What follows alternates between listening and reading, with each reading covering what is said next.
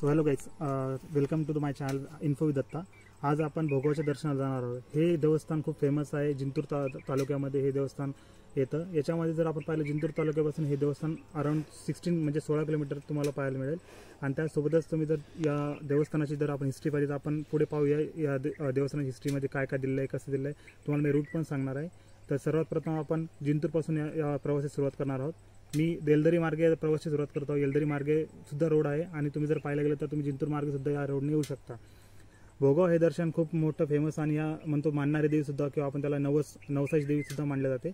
या देवस्थानाचा खूप मध्ये एक हिस्टॉरिक एक म्हणतो मान्यता प्राप्त झाली आहे. तर ती मान्यता आपण कशी झाली, काय झाले, आपण ते नेक्स्ट व्हिडिओमध्ये बघू. चला तर आपण जाऊया भोगाव दर्शन.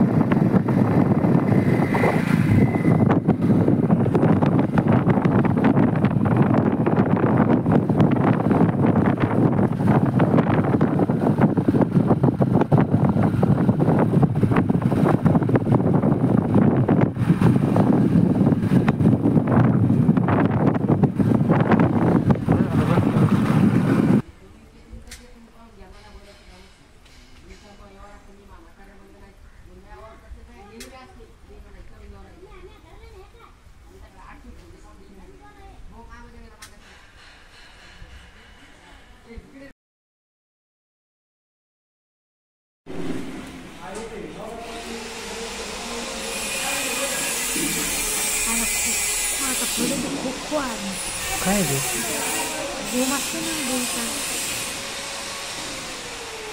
ते पण आई